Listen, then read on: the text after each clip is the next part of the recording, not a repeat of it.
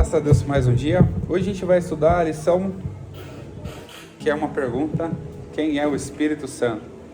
Quem teve a oportunidade de ler um pouquinho sobre ela, já sabe, tem mais ou menos a noção, né, do que é o Espírito Santo e como combater algumas heresias que nascem para tentar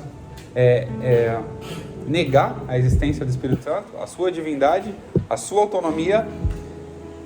E não é só nos dias de hoje, é muito tempo antigo já tem essa discussão, né?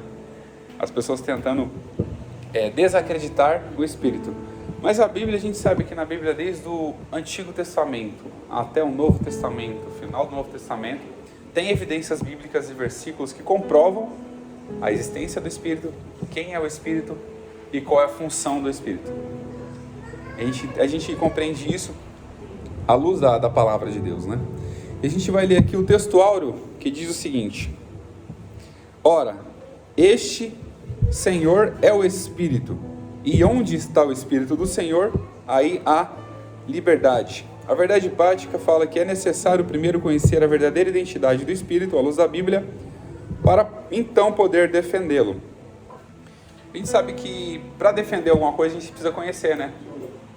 Eu sempre costumo dizer isso: para defender alguma coisa a gente precisa conhecer. Como é que a gente vai defender se aquilo que a gente não conhece? Então a gente conhecendo, trazendo para nossas vidas, compreendendo quem é o Espírito, a gente vai ter mais facilidade para poder defendê-lo. E o principal não é só defender, é acreditar na obra que ele faz, no poder, na autonomia que ele tem. Defender é uma segunda opção. A gente vai defender, se a pessoa quiser questionar a razão da nossa fé, do nosso acreditar no Espírito, é outra questão. Mas o mais importante é o que ele faz nas nossas vidas. Que ele habita no nosso coração, convenceu a gente do pecado, da justiça, do juízo, conduz a nossa vida como consolador, outro consolador, traz pra gente a esperança e como penhor que Jesus deixou como uma garantia que ele iria voltar, foi o Espírito. Para quê? Para a gente continuar acreditando que um dia nós iremos encontrar com ele, e essa garantia é o Espírito Santo nas nossas vidas. Aqui a leitura bíblica em casa a gente vai fazer como de costume, né? Eu leio primeiro, os irmãos e as irmãs, para a gente ter uma participação interativa. João 14. E eu rogarei ao Pai, e ele vos dará outro consolador para que fique convosco para sempre.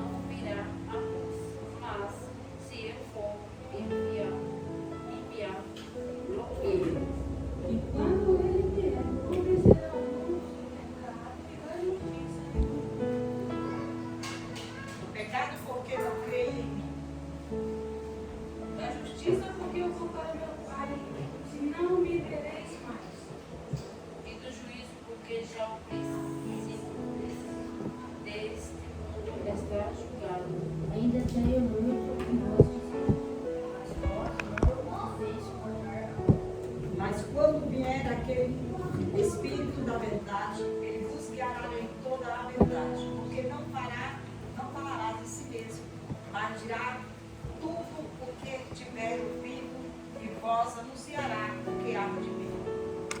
Ele me glorificará, porque há de receber o que é meu, e vou há de anunciar. Amém.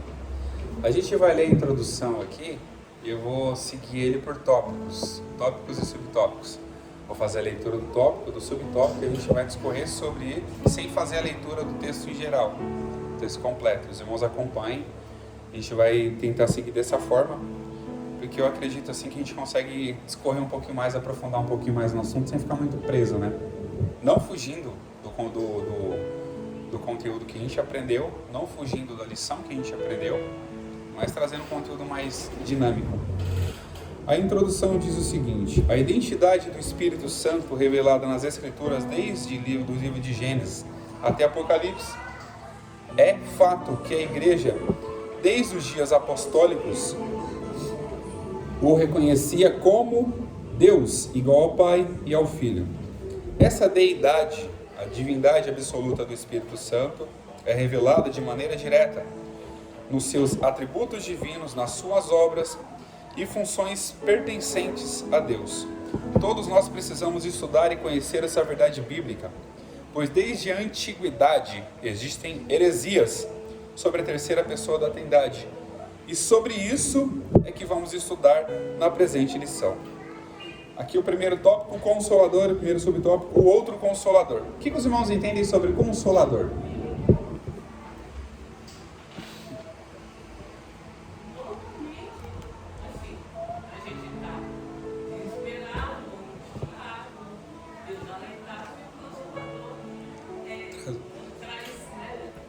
Aquele alívio, né? Aquele alívio, aquele consolo.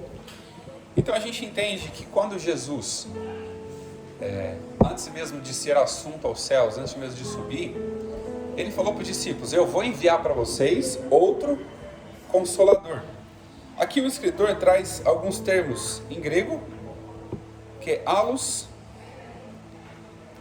e hétero. O allos significa outro da mesma natureza. O héteros significa outro usual ou diferente. A tradução, a transliteração bíblica, traz o significado da palavra, traz o termo allos, que é outro da mesma espécie, da mesma divindade, da mesma natureza. Quando Jesus fez essa promessa, ele falou: eu vou enviar para vocês outro Consolador. Quando eu vou enviar alguém com o mesmo poder, com a mesma autoridade, para fazer aquilo que eu faço, aquilo que eu fiz, para poder estar com vocês no coração, para poder trazer o consolo, porque naquele momento Jesus era o consolo dos discípulos. Naquele momento Jesus estava consolando os discípulos. E muitos fariseus até questionavam os discípulos, até os fariseus questionavam Jesus dizendo: mas nós jejuamos e os seus discípulos não jejuam.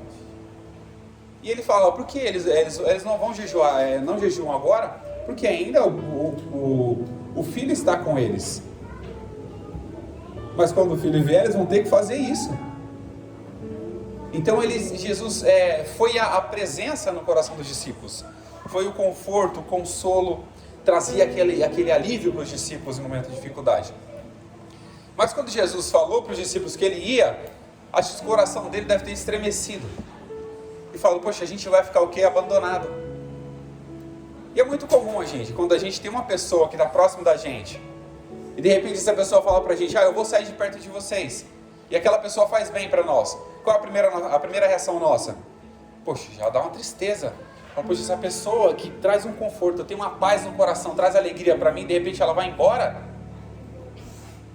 Mas Jesus, antes de ir, ele falou: eu vou enviar para vocês outro Consolador. Ele estava dizendo: aquilo que eu estou fazendo para vocês agora, o Espírito vai fazer. Com as suas devidas funções, o Espírito vai fazer. O Espírito Santo vai fazer a obra na vida de vocês. E vai continuar trabalhando no coração, consolando. Porque o objetivo de Jesus não era deixar ninguém desamparado, ninguém abandonado. Era fazer o quê? Trazer, enquanto a gente estiver aqui na terra, o consolo até que Ele pudesse vir. Até que Ele viesse. Ele pode vir para nós. Ele pode vir para nós antes do arrebatamento da igreja, quando a gente chegar a morrer. Isso, a gente já vai ter um nosso encontro com o Mestre.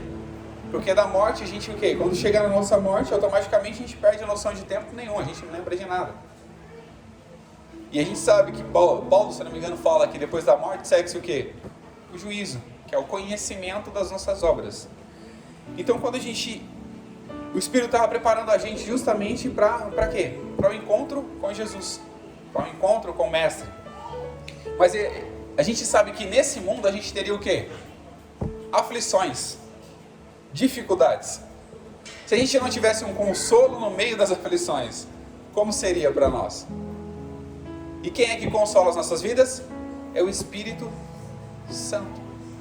Ou seja, o Espírito Santo tem a mesma autonomia e a mesma divindade do Pai e do Filho. Ele tem a mesma divindade. Ele tem a mesma divindade, obrigado moçada, a mesma divindade do Pai e do Filho. Ou seja, não é uma pessoa diferente. Não é uma pessoa que não tem autonomia, não tem poder. Não é uma pessoa, uma força ativa, como muitos costumam dizer. Uma força ativa não é um poder sobrenatural que vem e de repente sai. Não. Jesus falou que Ele habita em nós. Ele estará conosco e habitará em nós. E Ele habita em nós. Além de estar conosco, Ele habita no nosso coração. Então não é qualquer força ativa. Não é qualquer pensamento positivo. Mas sim a própria presença do Espírito no nosso coração. Que traz o quê? O consolo. Porque o objetivo principal desse subtópico é falar sobre o Consolador. O outro Consolador. E se fosse uma força ativa impessoal, conforme alguns ensinam, uma força ativa impessoal, a palavra correta seria o quê? Héteros. Se fosse uma força ativa impessoal, mas não é uma força ativa impessoal. É o próprio Espírito Santo, com o seu poder, com sua autonomia, com sua divindade, que faz as obras. E a gente sabe que o Espírito Santo tem autonomia, por quê? Quem é que intercede por nós? O Espírito. Quem é que consola o nosso coração? O Espírito. Quem é que está conosco em todo momento? O Espírito. E quem é que convence o homem do pecado, da justiça e do juízo? O Espírito. Como é que uma força ativa tem a capacidade de fazer isso, se não for uma pessoa do Espírito Santo fazendo isso? Aqui a gente já tem a identidade do Espírito Santo. Aqui a gente já tem a identificação de quem é o Espírito. Então não é simplesmente uma força ativa, não é algo que aparece do além, vai e some depois. Não, ele habita nos nossos corações. Para fazer a gente cada dia mais acreditar e entender. E eu volto a falar, entender que o Espírito Santo é o quê? O penhor. Alguém sabe o que é penhor? A palavra, sentido de penhor, significa a palavra penhor. Agora você dá um objeto, pega uma dinheiro, alguma coisa, né? E deixa na conta de garantia, uma garantia. O penhor é uma garantia. Isso a gente aprende, por exemplo, quando a gente tem algum processo. O que a gente faz? A gente não consegue receber aquela dívida. A gente pede para quê? Para penhorar algum bem. Para garantir que aquela dívida seja paga. Ou seja, o Espírito como penhor é a garantia que Jesus vai voltar. É a garantia. E ele fala que foi... E a própria palavra fala que foi deixado como penhor, como uma garantia. Então nós temos além do... Você vê como é que é incrível. Nós temos um Espírito da parte de Deus, que nós não merecemos nada disso. Nós temos a misericórdia do Senhor, que é a graça. Olha o privilégio. Como seres humanos. Mas isso é para quem crê em Jesus. É muito comum isso. Porque o Espírito não vai habitar aonde...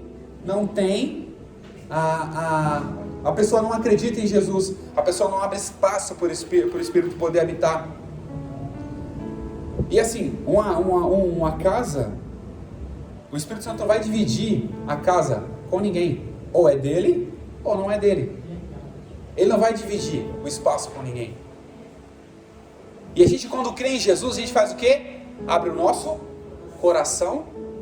Não é rasgar o nosso peito, é só um sentido aqui para a gente poder compreender. Abre o nosso coração para que ele possa fazer o quê?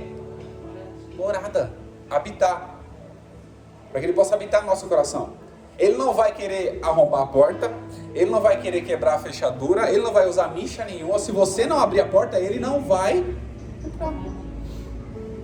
Isso a gente vê que as pessoas precisam compreender isso. As pessoas que estão no mundo precisam compreender isso.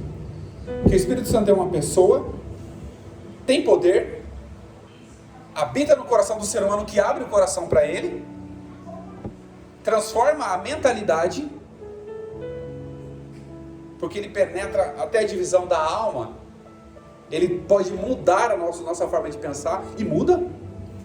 Quando a gente abre o nosso coração, você pode observar que a pessoa que tem antes de entregar o coração para Jesus, antes de deixar que o Espírito habite no coração dela, ela pega a Bíblia, lê, mas não entende nada. Por quê? Porque precisa de um discernimento espiritual para quê? Para compreender as coisas que são do Espírito. A gente só compreende as coisas do Espírito por meio espiritual. E as pessoas não vão compreender por meio carnal. As pessoas não vão compreender. E esse Espírito ajuda a gente em muitas coisas. O Espírito Santo ajuda a gente em muitas coisas. Ele ajuda a gente em diversas situações da nossa vida. E dessa principal aqui, ele consola o nosso coração, conforta o nosso coração em meio às dificuldades, aflições que nós enfrentamos. E as aflições que nós enfrentamos, o Espírito Santo não vai tirá-las de nós. Ele vai o quê? Consolar no meio das aflições. Porque Jesus continua falando, no mundo vocês vão ter aflição. Mas vocês precisam ter o quê? Bom ânimo. Estar aqui. Olha para você entender o que Jesus fala. Tens de bom ânimo. O que ele está falando? Vocês precisam estar animados no meio das aflições. Eu fico perguntando, meu Deus, como é que eu vou ficar animado no meio das aflições? Quem é que faz isso? O Espírito. É o Espírito que faz isso. Então a gente compreendendo e entendendo a obra que ele faz na nossa vida não é só no momento, é em todos os momentos. Existe a presença dele no nosso coração, existe a manifestação do poder do Espírito, que é outro assunto, mas a presença dele no nosso coração já é um alívio muito grande e um privilégio enorme de tê-lo dentro do nosso coração, morando, habitando dentro de nós. E para habitar dentro de nós, quando o Espírito chega e para convencer a gente do pecado, para convencer a gente da justiça, para convencer a gente do juízo. Interessante quando Jesus fala que o Espírito vinha para convencer a gente do pecado, e ele fala do pecado porque não creram em mim. Ou seja, o fato de não crer em Jesus, a gente já comete pecado. Não acreditar que ele veio, morreu numa cruz, ressuscitou ao terceiro dia, a gente já comete pecado. A gente peca. Se os irmãos quiserem comentar, pode comentar. Abre espaço aqui rapidinho, pode levantar a mão, não tem problema. Porque o fato de não crer, você está deixando de acreditar em alguém que pode salvar a sua vida. É como você estiver no incêndio, o bombeiro chegar, vir te salvar, falar, não acredito que você é bombeiro, ele está uniformizado, eu não acredito que você é bombeiro, o que você vai fazer? Você vai ficar lá e vai morrer. Porque você não acreditou. E se a gente sabe que Jesus existe, sabe que ele tem poder, e sabe que ele pode salvar qualquer um de qualquer situação, a gente precisa o quê? Acreditar. E ele só vai fazer essa obra se a gente acreditar nele. A gente precisa acreditar, confiar realmente no sacrifício, na autonomia e no poder de Jesus, que faz na nossa vida por intermédio do Espírito Santo. E aqui a gente vê, só para a gente finalizar aqui, essa parte do Consolador. O Consolador aqui apresentado não é outra pessoa diferente. Outra pessoa diferente assim no sentido de ter poder. Mas sim é o quê? A pessoa do Espírito Santo, a terceira pessoa da Trindade, pessoa. Não é força, não é o vento, é uma pessoa que habita nos nossos corações e consola a gente com toda a autonomia e com todo o poder. E aqui a gente vai para o segundo subtópico, fala sobre o Paracleto. O Paracleto parece um nome tão... Paracleto, atleta.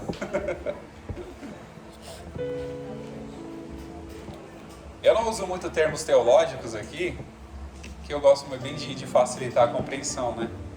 Que existe até comentário aqui, o pastor até comentou, qual é a doutrina que estuda o Espírito Santo? É a... Fala aí, Luiz. Pneumatologia. É pneuma ou é pneuma? Pneumatologia. Eu não gosto de usar muito o termo teológico, não que seja errado, tá? Eu não gosto muito de usar, não que seja errado, mas eu tento fazer compreensível. Que é a doutrina que estuda o Espírito Santo. O Paracleto. O que é o Paracleto? Alguém sabe responder o que é o Paracleto? Paracleto. Aqui o escritor dá uma referência do termo, né? Que é o Espírito Santo. O Paracleto é o Espírito Santo. Que isso, Zé? E aqui nós entendemos aqui pelo significado da palavra que trata de uma pessoa que defende e protege alguém. Olha para você ter ideia. E alguns outros termos a falar que até mesmo é defensor e advogado. Opa, a área que eu gosto. Ou seja, o Espírito Santo, o Paracleto, que é o Espírito Santo, ele veio para fazer o quê? Trazer além do consolo, além do conforto, em meio às aflições, que ele não vem tirar a aflição de ninguém. Além de convencer o homem do pecado, da justiça e do juízo. Além de trazer direcionamento, porque o Espírito direciona as nossas vidas. Se a gente der ouvido ao Espírito, a gente vai ser direcionado. Além de ser um intercessor. Além de ser o quê? Defensor, auxiliador, defensor, protetor, advogado, ajudador. Olha só as funções. Como é que uma força ativa tem essas funções? Como é que alguém que não é uma pessoa, que segundo algumas heresias falam que não é uma pessoa, tem essas funções, tem essa autonomia e esse poder? Não tem como.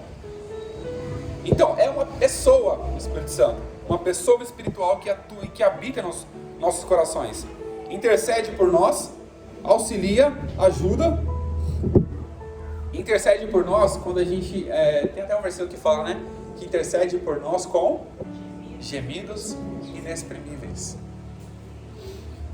E tem até algumas analogias, alguns termos assim que as pessoas utilizam, modo para poder compreender como é que o Espírito Santo fala. Às vezes a gente chega para orar para Deus e fala: Senhor, eu não gosto daquela pessoa, tira ela de perto de mim. O que o Espírito Santo vai fazer? Falou, pai, ele não quis dizer isso não. É que ele está angustiado e ele não sabe como tirar essa tristeza do coração. Ele só quer que a pessoa mude para poder conviver com ela. Essa é a intercessão. Porque a gente às vezes não sabe nem como pedir.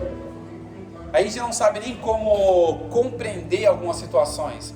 E a gente acaba... Nós somos seres humanos. Quem é que não se ira? Quem é que não tem raiva? Mas a Bíblia fala o quê? Irai-vos, mas não pequeis. Não deixe para amanhã o que você pode fazer hoje. Ou seja, não se põe o sol sobre a sua ira. Se você pode resolver uma coisa hoje, resolva. Se você está com dificuldade, fala: Espírito Santo, muda a minha mentalidade, para que eu possa resolver esse problema sem causar nenhum atrito, sem dizer que eu estou negando o nome de Jesus, sem se manifestar de forma contrária ao poder de Deus, sem negar a minha fé, porque às vezes se der lugar à ira, a gente vai negar a nossa fé, a gente vai dar lugar ao braço. Tem muita gente que comenta ainda: eu sou convertido, mas o meu braço não é. Ou seja, não tem como. Ou você é todo convertido, ou você não é nada. Porque a conversão, a principal conversão é na sua mente. É na sua mente, no seu entendimento que começa a conversão. É o seu entendimento que o Espírito Santo começa a mudar. Ou seja, o que controla todo o nosso corpo? A nossa mente. Então, se a sua mente não for mudada por completo, não tem como você falar: minha mente mudou só o meu tronco, meu braço continua desviado. Ou minha perna continua desviada, dá para dar uma voadora santa naquele irmão. Não tem como, a mentalidade muda. O Espírito Santo transforma a nossa mente, convence a nossa mente disso. Nós precisamos o quê? Mudar de forma completa. Não é só de forma, mais ou menos. E a gente sabe que ou é frio, ou é morno. Ou é frio ou é quente. Se for morno, é a mesma coisa que o frio. Olha para você ver a lógica de Deus. Ou você é quente, ou você é frio. Se você for morno, é a mesma coisa que o frio. Esse é o entendimento. Porque na hora que você for chegar diante de Deus, Ele vai falar: poxa, suas obras estão te reprovando. A sua mente está te reprovando, o seu pensamento está te reprovando, as suas atitudes estão te reprovando. E eu sempre costumo dizer, eu falo que eu gosto de falar esse versículo que é tão interessante. O mais importante, é importante a gente conhecer Jesus? Saber das Escrituras é muito importante, mas ser conhecido dele é mais importante ainda. Por quê? Porque não adianta nada você conhecer e não praticar. Não adianta nada a gente conhecer e negar.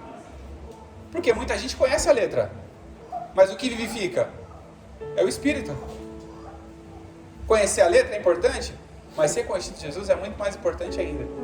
E eu uso até um versículo que diz: naquele dia muitos virão: Senhor, em teu nome eu profetizei, em teu nome eu preguei, em teu nome eu expulsei demônios, em teu nome eu curei. O que Jesus vai falar? Apartai-vos de mim, que eu não te conheço. Olha só, mas ele conhecia Jesus, mas Jesus não o conhecia. Jesus não o conhecia. Por que Jesus não o conhecia? Porque as obras que ele fazia não era que Cristo fez. As obras que ele fazia, as atitudes que ele tinha, não era a atitude que Cristo teria.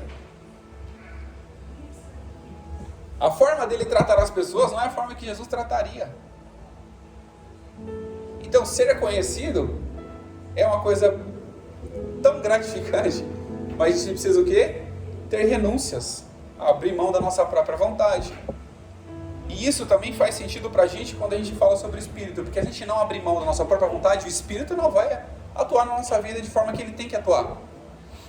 O Espírito não vai atuar na nossa vida de forma que ele tem que atuar se a gente não abrir o espaço para ele. E a gente sabe também que muitos comentários as pessoas falam: ah, Senhor, eu coloco nas tuas mãos isso. E as pessoas falam: daqui a pouco ele está tirando da mão de Deus. E tem até uma plaquinha no carro: foi Deus que me deu. E na placa embaixo está escrito: vende-se. Aí Jesus fala: não vou te dar mais nada. Por quê? Aí a gente fala: foi Deus que me deu esse carro. Mas daqui a pouco a gente coloca uma plaquinha lá embaixo: vende-se. Aí Jesus olha e fala: não vou te dar mais nada, porque você está vendendo o que eu te dei. Então é muito interessante isso, a gente começar a observar esses detalhes, porque é a forma da gente defender aquilo que a gente acredita.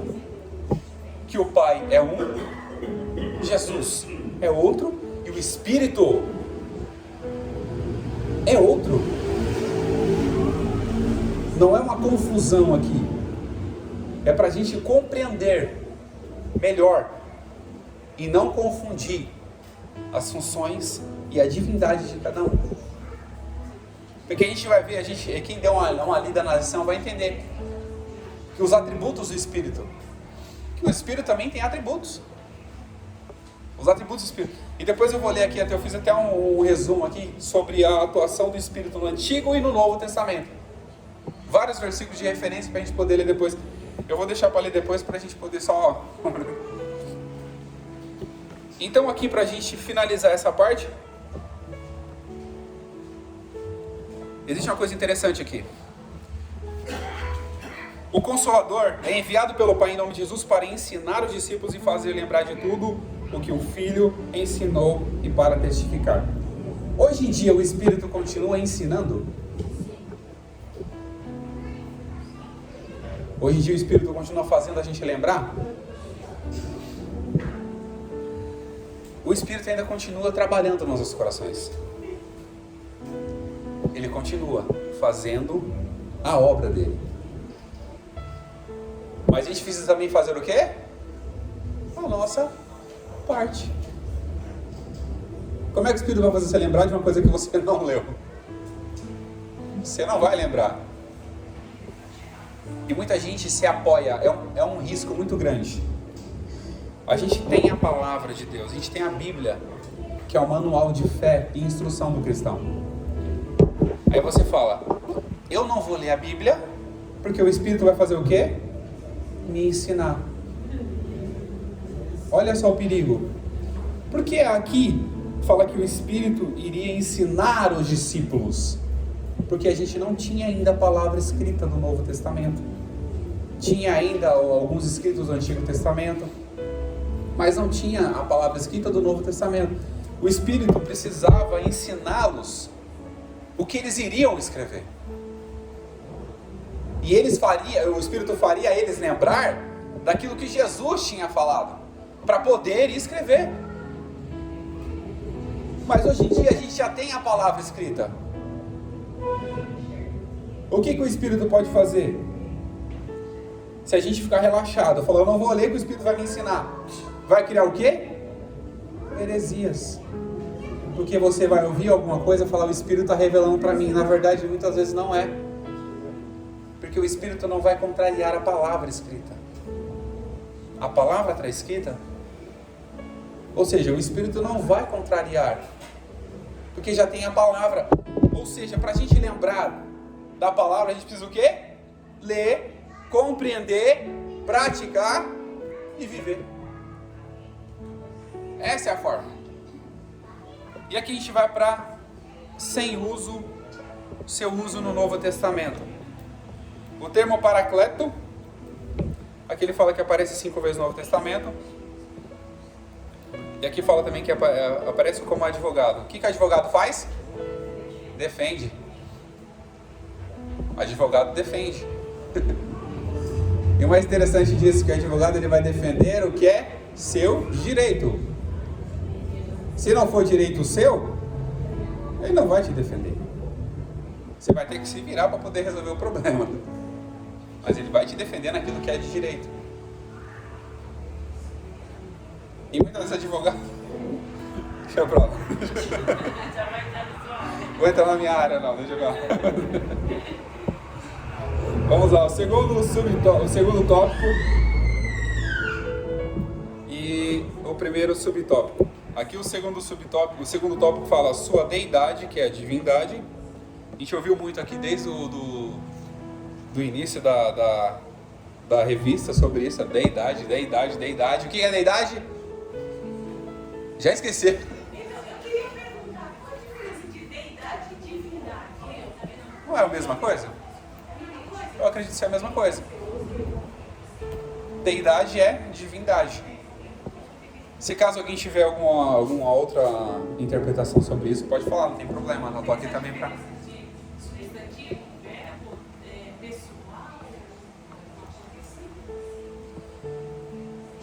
Isso aí já não vou saber dizer.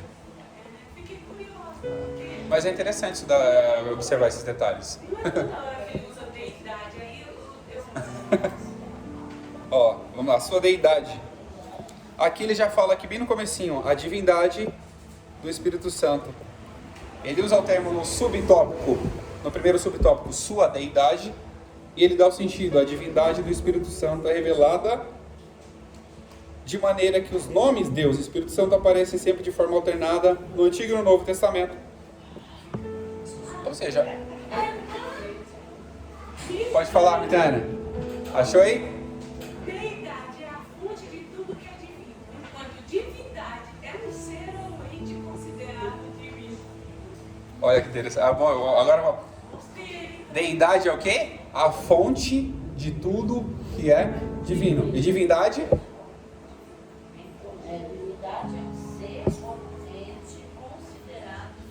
Ou ser ou ente considerado divino. Pode falar isso, se tiver alguma tradução aí, outra. Então aqui a gente já conseguiu distinguir sobre a deidade e divindade. Apesar de ser sinônimos, darem a interpretação de ser a mesma coisa, mas tem alguns detalhes diferentes.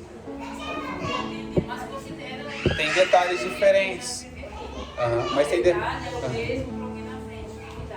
Isso, mas tem detalhes diferentes, mas são sinônimos. Trata-se o quê? Trata da divindade. E vamos lá. Então a divindade, a deidade do Espírito Santo se apresenta desde o Antigo Testamento até o Novo Testamento. Eu acho que eu vou falar sobre isso agora. Tem alguns versículos que eu separei e vou falar sobre o Antigo Testamento aqui. O Espírito Santo na criação e na sustentação da vida no Antigo Testamento. A gente leu isso inclusive quando o Luiz deu aula, né? sobre João capítulo 1 e Gênesis 1. Gênesis capítulo 1, verso 2 diz: E a terra era sem forma e vazia, e havia terra e havia trevas sobre a face do abismo, e o Espírito de Deus se movia sobre a face das águas. Isso é o Espírito Santo na criação e na sustentação da vida. Em João no capítulo 33, 4, e o Espírito de Deus me fez, e a inspiração de Todo-Poderoso me deu vida. Quem foi que fez? Jó apresenta aqui quem foi que fez? O Espírito de Deus me fez. Em Salmos 104 e 30, envias o teu Espírito e são criados, e assim renovas a face da terra. Aqui algumas participações do Espírito Santo na criação e na sustentação da vida. E a gente tem aqui outra, que é o Espírito Santo capacitando pessoas no Antigo Testamento para tarefas específicas. Inclusive a lição fala sobre Sansão, né, se eu não me engano. Eu não sei se é nessa parte aqui. Fala sobre Sansão.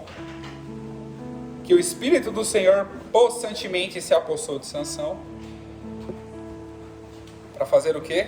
Aquela obra naquele momento que precisava ser feita. O Espírito Santo na capacitação de pessoas para tarefas específicas no Antigo Testamento. Êxodo 31, 1 e 3. E depois falou o Senhor a Moisés dizendo: Eis que chamei pelo nome a Bezalel, filho de Uri, filho de Ur, da tribo de Judá, e o enchi do Espírito de Deus de sabedoria, de entendimento e de ciência e de todo labor. Êxodo capítulo 31, verso 1 ao 3. Depois eu vou deixar disponível aqui, se os irmãos quiserem tirar foto. É um estudo bem com poucas páginas, só 2 páginas. E aqui em Juízes, no capítulo 6, 34, Juízes 6, 34 diz: Então o Espírito do Senhor revestiu a Gideão, o qual tocou a buzina, e os abiezritas se ajuntaram após ele. Deu uma trava-língua aqui agora. É que o meu hebraico não está muito fluente hoje. Juízes capítulo 6, verso 34, que fala: Então o Espírito do Senhor revestiu a Gideão. 1 Samuel capítulo 16, verso 13. Então Samuel tomou um vaso de azeite e ungiu no meio de seus irmãos. E desde aquele dia o Espírito do Senhor se apoderou de Davi. Essas são a participação do Espírito no Antigo Testamento. E o último versículo que diz o seguinte, Zacarias 4, 6. E esta é a palavra do Senhor a Zorobabel: Não por força nem por violência, mas pelo meu Espírito, diz o Senhor dos Exércitos. Aqui temos algumas atribuições do Espírito Santo, alguns trabalhos no Antigo Testamento. A gente vai ver que, um pouquinho mais para frente aqui na lição, vai falar que existiam muitas heresias que falavam que o Espírito foi criado. Tem muitas heresias aqui na lição, fala que o Espírito foi criado por Deus. Ou seja, como é que o Espírito foi criado e ele participou da criação? Não faz sentido, não se encaixa. Temos referências bíblicas para isso. Temos referências bíblicas. Ou seja, ele faz parte desde a criação. Ele participou da criação.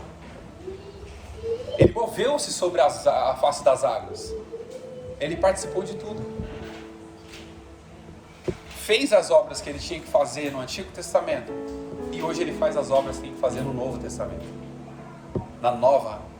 A nova aliança que nós temos. Que é viver pela graça, mas não é de graça. Viver pela graça, mas não é de graça. Foi pago com sangue que não tem preço. Uma coisa que é de graça, que não tem como precificar, que foi o sangue de Jesus. Esse é o valor que a gente tem a dívida que a gente tem. Ou seja, a nossa dívida é eterna. Se não for misericórdia do Senhor, a gente não consegue pagar nada. Mas ele foi misericordioso. Enviou seu único filho para morrer numa cruz. Para entregar a sua vida. Para viver a nossa humanidade. para depois morrer numa cruz, cumprir aquilo que ele havia dito, com a sua onisciência. Falou, eu vou, e ao terceiro dia, eu vou ressuscitar. Ele falou isso quando entrou no templo. Falou, ó, esse templo aqui, ó, eu posso destruir ele e construir em 3 dias. Mas ele não estava falando do templo, ele estava falando do seu templo, da sua vida. As pessoas questionaram, falaram, Senhor, a gente em 40 anos demorou para construir isso, como é que em 3 dias você vai fazer? Mas ele estava falando do templo, do templo dele. Ele mesmo está falando de si mesmo. Eles não tinham entendido. Jesus estava dando uma lição para a gente aqui.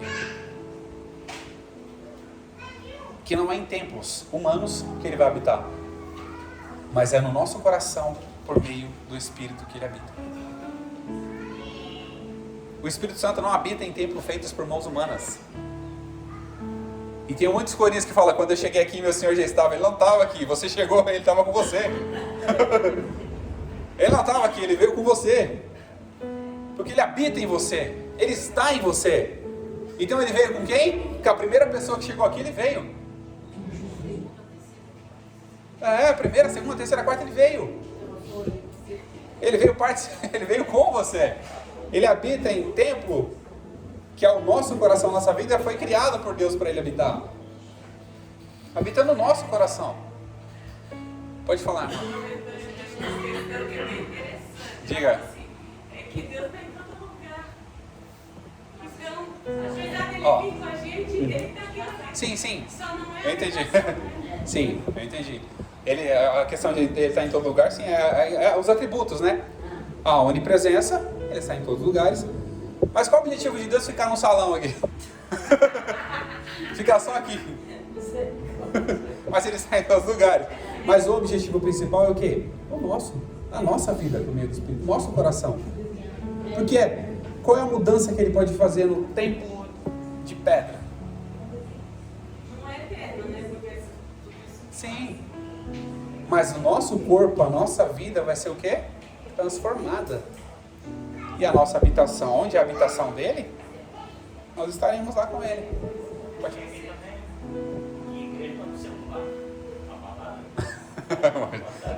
Sim, pode ser qualquer outro ambiente aqui. Mas nós fizemos esse ambiente um ambiente de adoração, de louvor, de aprendizado, de ensino. É aí que mora a diferença, né? Assim, Habitação, né? se importa, não dá para dizer, verbalizar, mas Sim, com o fato certeza. dele habitar em nós é a diferença. Ele está em todo lugar. Em nós é algo muito, nós nos mostra que somos mais especiais. Não há lugar que ele não esteja. Até no inferno ele está. E se eu fosse Herodes, o Salmo sempre. Sim. O salmista fala, né? Se eu fosse Herodes, está lá também. Mas o fato dele habitar é que eu não consigo.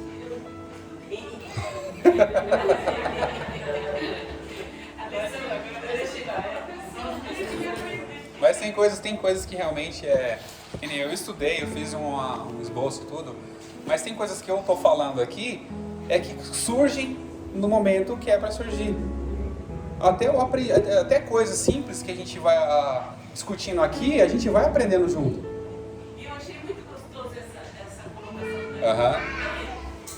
Porque às vezes a pessoa, Deus está aqui e não está lá. Tem gente que acha que Deus está nesse público que é até proibido subir aí, fica uma coisa esquisita. Aí não suba aqui, porque senão Deus vai te ferir. Sendo que ele estar aqui é muito mais forte, poderoso, porque ele está nesse povo aí. É que as pessoas às vezes confundem muito a questão do púlpito com o altar. Tem gente que chama de altar. Ou de altar? Somos nós. Aí na grandeza, olha, tá começando lá. Mas tem que montar o negócio. Vai encaixando as coisas. Nós que somos o altar. O púlpito é aqui. Eu vi o pastor Teodoro falando brincando, né? Pastor, posso subir no culto do irmão? Faz isso não, irmão.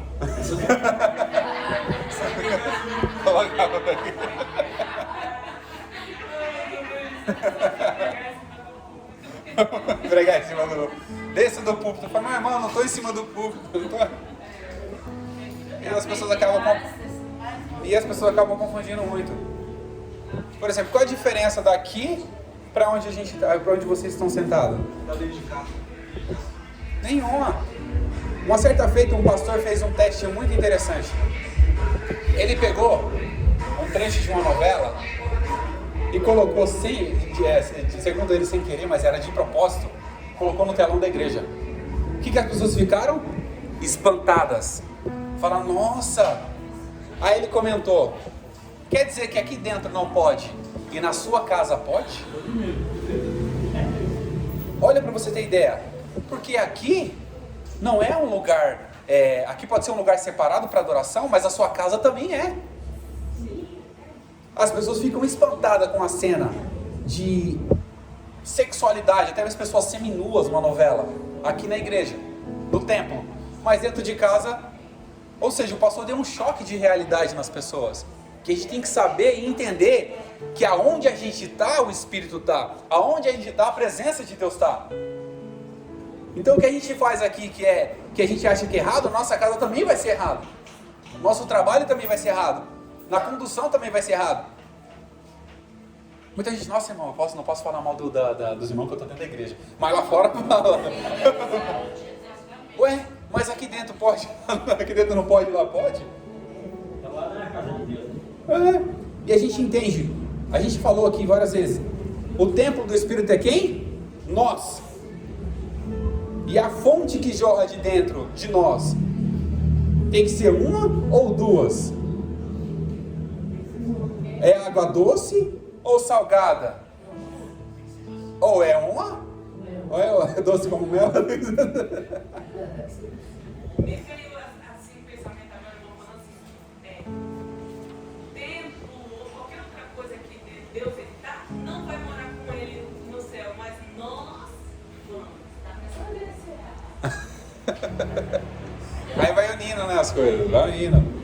Antigamente no Antigo Testamento, se a pessoa se entrasse no santo dos santos, colocasse a mão no altar, já era fulminado, morria.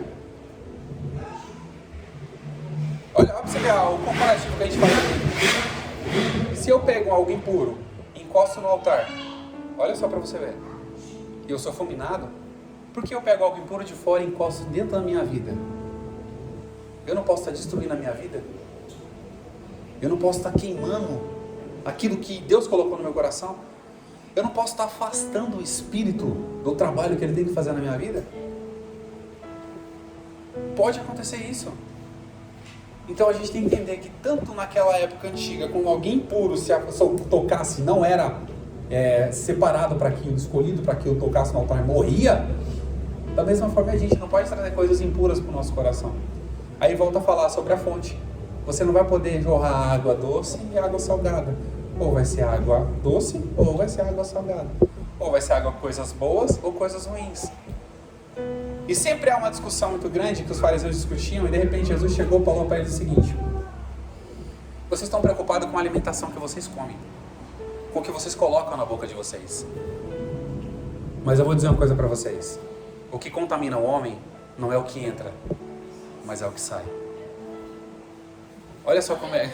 Jesus é tão incrível no que ele faz.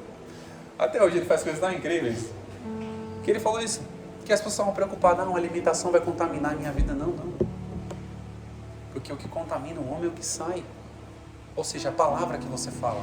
Se você falar palavras ruins, vai contaminar a sua vida.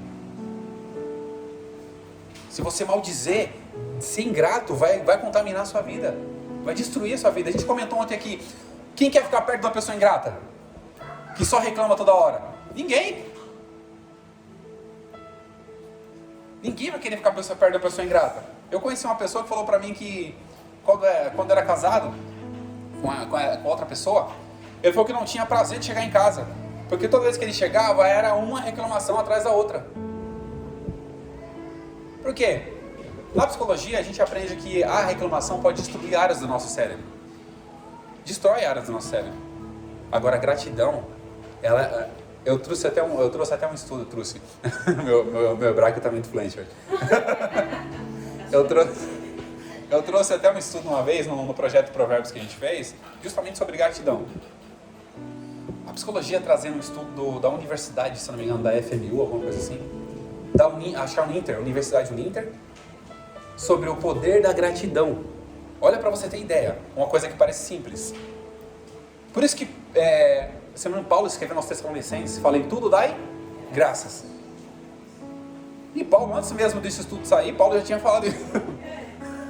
O estudo nem saiu ainda, 2000, século 21, o estudo saiu. Paulo já tinha falado isso há o que? Uns 1950 anos atrás? Alguma coisa assim. Porque a gratidão, ela evita diversas doenças no nosso corpo. Evita diversas doenças. Então, se a gente for grato todos os dias, Senhor, obrigado por esse dia maravilhoso, obrigado pela minha família, obrigado pelos meus pais que estão vivos ainda, pela saúde dos meus pais, obrigado pela vida dos meus filhos, pela vida da minha avó, da minha sogra, que eu agradeço muito a minha sogra, é a minha filósofa. Quem estava aqui ontem pôde contemplar uma das frases que eu citei dela. Qual é a frase que eu citei dela? Alguém lembra?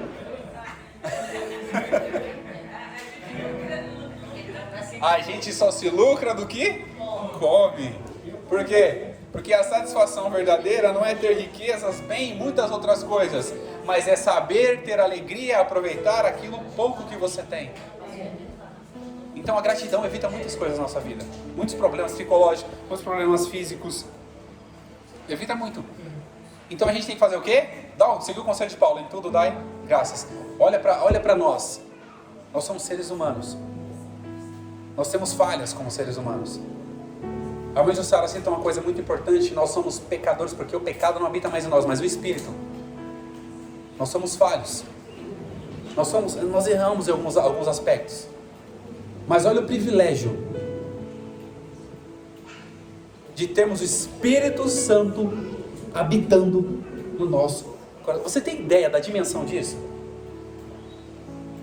Você já parou para pensar a ideia da dimensão de ter um Espírito vindo da parte de Deus, com seus atributos, habitando num corpo de um homem que veio do pecado, mas foi salvo pela graça e habita em nós pela misericórdia, e não é por mérito nosso. Pode falar, meu Joaquim. E temos ainda, além de ele habitar em nós, nós temos ele como um advogado. Agora você vai fazer uma coisa errada e fala, não faça errado. O Joaquim falou uma coisa muito interessante. Olha só para você ter ideia. O Espírito Santo te acusa de alguma coisa?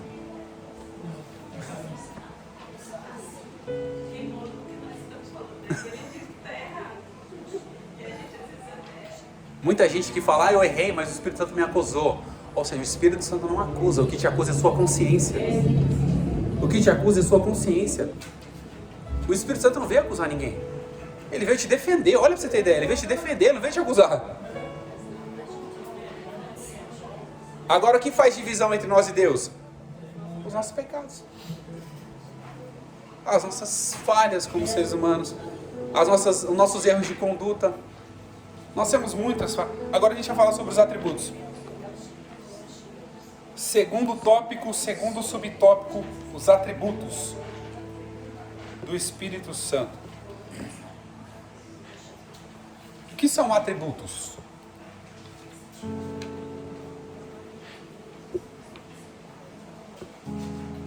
O Espírito Santo, ele é onipresente? Ele é onisciente? Ele é onipotente? Ele é eterno? Ou seja, todos os atributos de Deus, o Espírito Santo tem. Ou seja, nós temos a presença do próprio Deus por meio do Espírito no nosso coração, fazendo obra nas nossas vidas e dando os seus atributos. Nós vivemos os atributos do Espírito dentro do nosso coração. O Espírito avisa você de alguma coisa? Avisa. Ou seja, ele é o quê? Onisciente. Ele avisa você de alguma coisa errada. Muita gente fala, nossa, tem hora que dá aqueles estralos. Nossa, que coisa veio na minha cabeça do nada. Poxa, que isso? Esse dia eu tava orando, né? Tava passando por um momento difícil na vida. Todo mundo passa, né? A aflição da vida. E de repente eu via como se fosse uma armadura. Eu falei, oxi, o negócio tá doido na minha cabeça. Eu falei, oxi. Agora pronto, doidei de vez. Eu com o olho fechado, eu via como se fosse... É interessante que as pessoas, tem algumas pessoas que comentam, alguns pregadores, alguns estudiosos, falam que quando o Espírito fala, ele transpassa qualquer outro pensamento que tenha na sua mente. A voz de Deus. Os irmãos podem ter comentado, não tem problema. E realmente, quando aconteceu isso comigo, eu só via aquilo. Só via aquilo na minha mente. Como se fosse uma armadura descendo assim, ó. E colocando. Aí eu fui ler, falei, eu lembrei das armaduras espirituais. Aí eu fui ler e falei, nossa. Aí Paulo fala, para que você possa vencer as astutas ciladas do diabo. Eu falei, meu Deus. Eu falei, Jesus, agora pronto, agora piorou de vez. Se a guerra tá difícil, agora com a armadura parece que vai piorar. Mas é uma proteção. Ela fala o quê? Sobre os pés na preparação do Evangelho, o escudo da fé, a espada da palavra. Quais as outras coisas que fala? Couraça da justiça, né?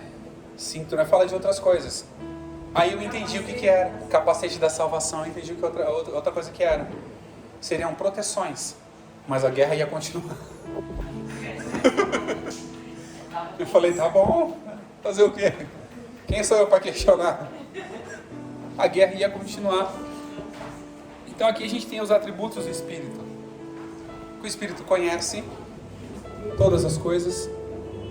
Ele é presente em todos os corações. E ele é... Quais os atributos que eu falei? Onisciência, onipotência, tem poder. E o último atributo é a eternidade.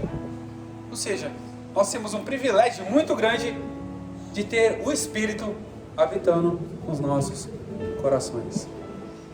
Ou seja, quem não quer acreditar nisso, a gente tem referência para acreditar, mas quem não quer acreditar, não tem problema, vai perder o privilégio. Vai perder o privilégio de não ter esse Espírito habitando. Uma coisa muito interessante que eu observei agora. A pessoa acreditar em Jesus,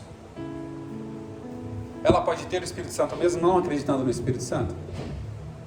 É uma pergunta interessante, não é? Eu comecei a pensar nisso também. Porque, olha interessante, se a pessoa acredita em Jesus, quem é que convence ela do pecado, da justiça e do juízo? O Espírito.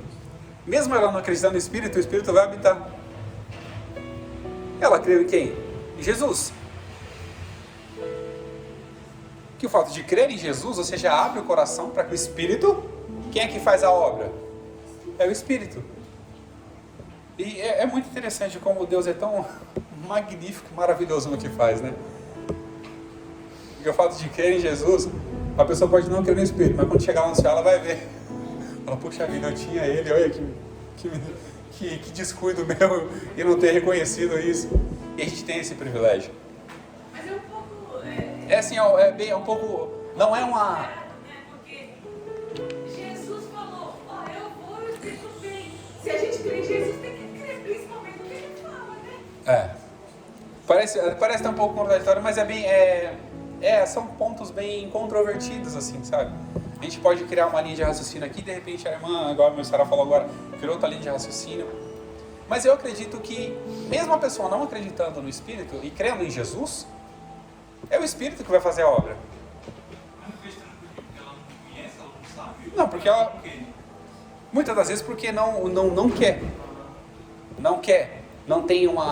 Não busca referência. Agora é diferente, você realmente tem alguns casos aqui, inclusive na revista da Escola Bíblica Dominical fala que tinha pessoas que são contra o Espírito.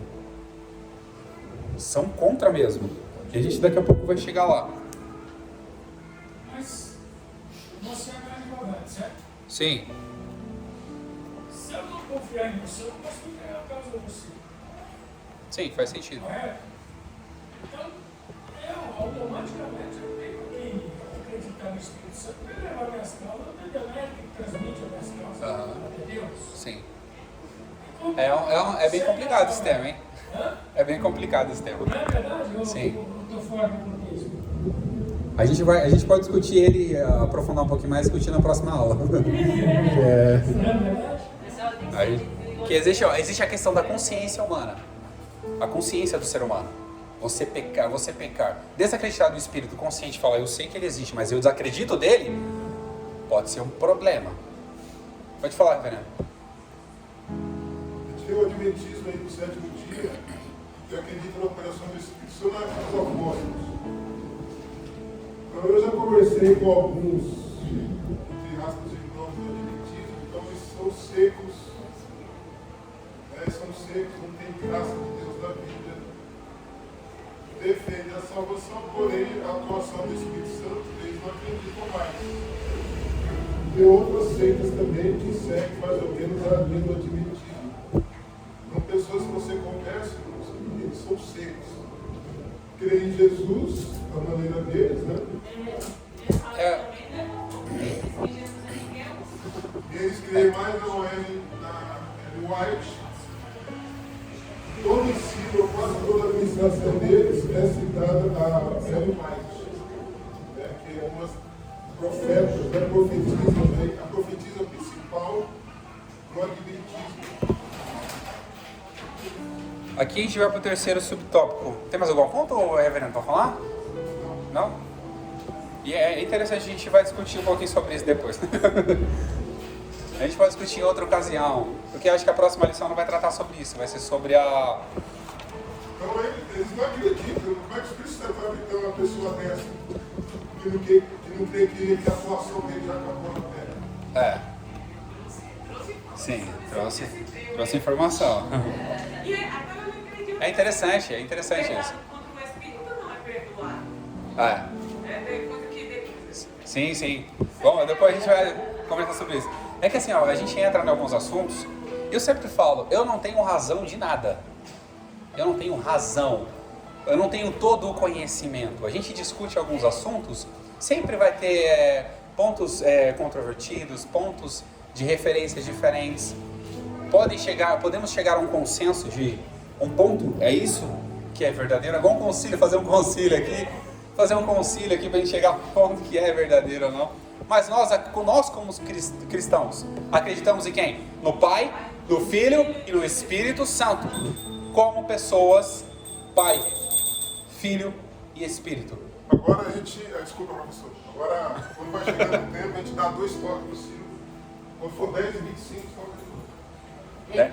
Tá, beleza.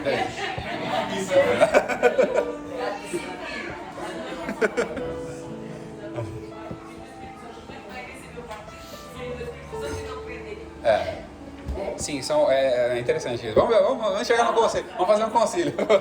Vamos lá. A heresias antigas e novas. As primeiras heresias. Essa aqui eu acho que eu vou ler, que é um trechinho bem curto. Não havia consenso sobre o Espírito Santo no Oriente das primeiras décadas, depois do Concílio de Nicéia. E havia diversas interpretações. A primeira é sobre Ário. A irmã de Sara comentou muito sobre Ário aqui. Os arianistas. É aero. Tô fazendo propaganda.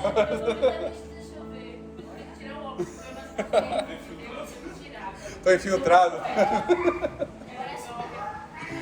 Os arianistas.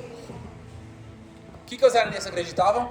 Que o Espírito Santo era uma criatura. Como é que uma criatura participa da criação? Não faz sentido. Não encaixa. Não bate.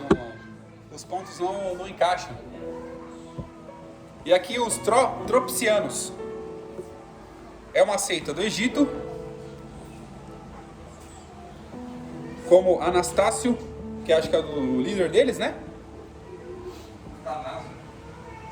Atanásio, verdade. Atanásio. Dizendo que o Espírito Santo é um anjo e uma criatura. Olha, eles aqui já acrescentaram mais alguma coisa, dizendo que o Espírito Santo era um anjo e uma criatura. Vai só piorando, em vez de melhorar, vai só piorando. E agora vai complicar mais ainda, que são os pneumatocianos. Aí é complicado. O que é pneumatociano?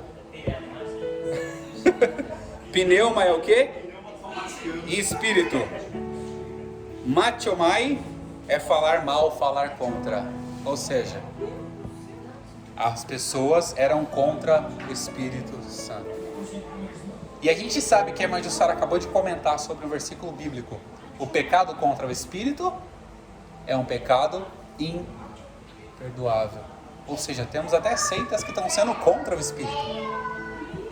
Mas a gente conseguiu mostrar aqui o poder, os atributos, a autonomia do Espírito para fazer uma obra nas nossas vidas. Para convencer a gente do pecado que a gente não crê em Jesus, a gente passa a crer, da justiça, porque Jesus vai julgar tudo que é as nossas obras, e do juízo, porque o príncipe deste mundo já está habitando. O que é? O conhecimento. O juízo é conhecimento. Olha para você ter ideia. Pode falar, irmão. Sobre o Espírito Santo, que nós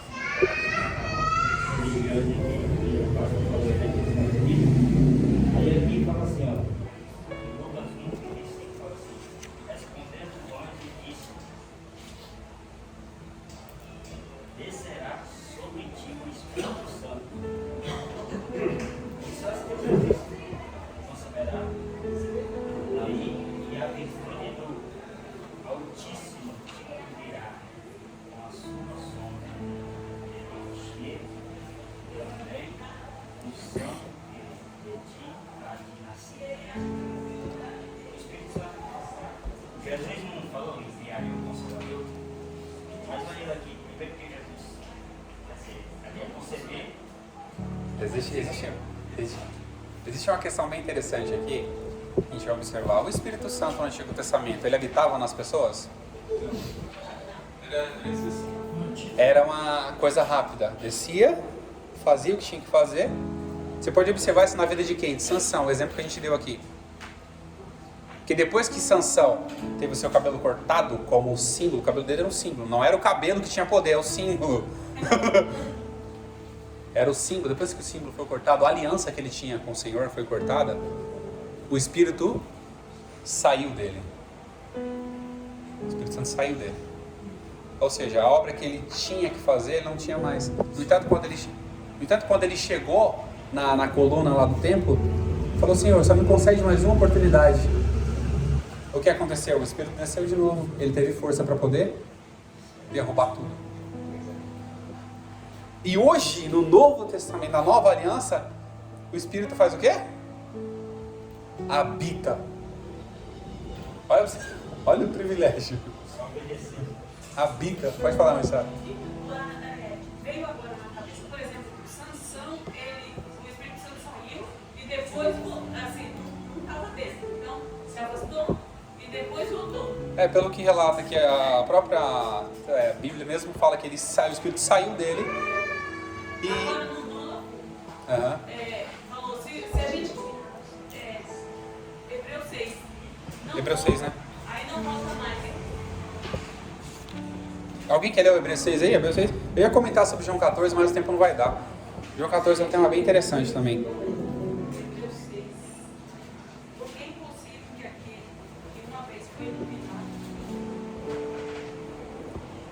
Agora a gente vai para o segundo subtópico. Pode ler mais, Sara, antes de a gente ir para o segundo aqui. Porque é impossível que os que já uma vez foram iluminados e provaram o dom celestial e se fizeram participantes do Espírito Santo e provaram a boa palavra de Deus e as virtudes dos séculos futuros e recaíram, sejam outra vez renovados para arrependimento. Esse versículo é bem polêmico. Isso tá ouvindo do técnico. Esse versículo é bem... Talvez salvação para cima. Não faz sentido, né? Vamos lá, agora a gente vai para o segundo subtópico, heresias da atualidade. Aqui a gente até comentou um pouquinho no começo sobre a força ativa, que é o testemunho de Jeová. O testemunho de Jeová fala que o Espírito é uma força ativa. Eles até alteraram, na tradução do Novo Mundo, alteraram a questão do Espírito de Deus como força ativa de Deus. Ou seja, todos foram cheios da força ativa de Deus. Força ativa não tem atributo. força ativa não tem onisciência, onipotência, onipresença. A força ativa não vai ter poder e autonomia para convencer alguém. É uma força ativa. Mas o Espírito tem. Ou seja, você alterar o simples fato aqui no Novo Testamento, mas outras expressões deixar vago, é contraditório. E quando você se contradiz, a sua palavra não tem firmeza nenhuma. É o que eles fazem. Eles deixam um texto lá no Antigo Testamento falando sobre o Espírito de Deus, mas aqui no Novo Testamento ele fala que é a força ativa de Deus. Então não encaixa. Então a gente aprendeu aqui que não é uma força ativa, mas é uma pessoa, o Espírito Santo, que habita no nosso coração, com referências, e faz e vai continuar fazendo a obra como penhor, como garantia, até Jesus levar a gente. Essa é a heresia da atualidade. E tem outras também, né? Tem outras heresias aqui que são bastante. São bastante heresias para comentar. E o tempo não vai dar para comentar tudo. O Espírito Santo em outras religiões. Em algumas religiões do Oriente, aqui tem uma crença estranha. Os intelectuais da religião islâmica, eles acreditam que o Espírito Santo é Alá. O Consolador é Alá. Eles acreditam que o Consolador é Alá, que a promessa que Jesus tinha dado era o Consolador. E aqui até um termo que eles utilizam, que é o Paracletos. O Paracletos, assim conclui equivocadamente que Maomé é o Consolador. Mas o termo utilizado na Bíblia mesmo, correto, é Paraclitos. Renomado ao redor, ilustre. Ele confunde a palavra grega Paraclitos com Paracletos. E essa confusão, às vezes, de palavras é bem complicado. Porque uma vírgula, a gente pode cometer um erro. A gente errar uma palavra, a gente pode cometer um erro. Um descuido. Por isso que a gente tem que ter muito cuidado, inclusive, para mim, para o Luiz, para a Jussara e todos os irmãos que dão aula, que é importante. São detalhes. A gente pode falhar alguma coisa? Pode. A gente pode ser corrigido? Pode. E deve ser corrigido. Então, eu já até conversei com a mãe Jussara, tem vezes que ela me chama de canto, fala, Rodrigo, isso aqui. Eu falei, opa, ótimo, maravilha. A gente contribui, porque a gente percebe e observa dentro de nós que nós não somos os intelectuais sabedores de tudo. Não, nós estamos aqui para aprender uns com os outros. Eu aprendo falando, eu sempre costumo aprender falando. E tem um estudo que eu não consegui confirmar ainda essa questão, que tem pessoas que a facilidade, a sua capacidade de absorção é muito maior você ensinando do que ouvindo. A sua capacidade de absorção. Porque você vai falando, o seu cérebro vai criando coisas. E quando vem uma coisa que vai de encontro àquilo que você está criando, você armazena de forma mais fácil. E por isso que é bom aquele debate, aquela troca de informações. Porque a gente vai acrescentando coisas. E ninguém cresce sozinho. Todo mundo vai crescer junto.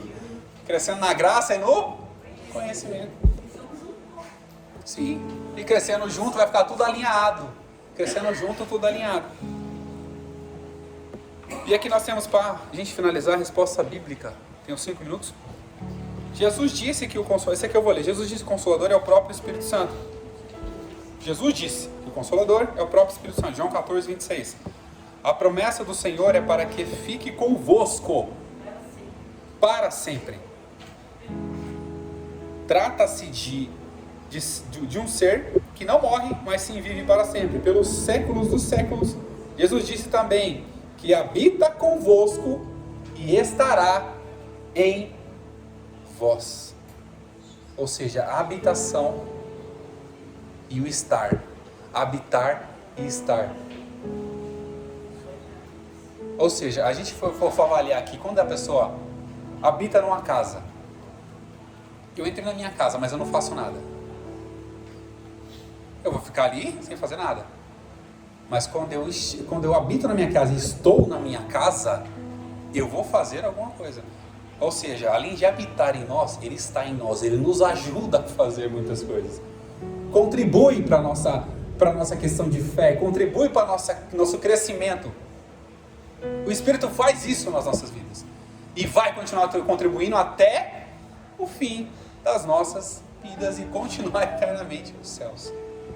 E aqui a gente, para finalizar, o pastor quer ler a conclusão, fazer as perguntas, já tem 5 minutos ainda, pode ler.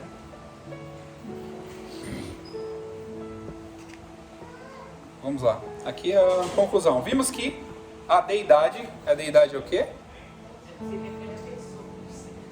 A deidade são seres, né? Ser.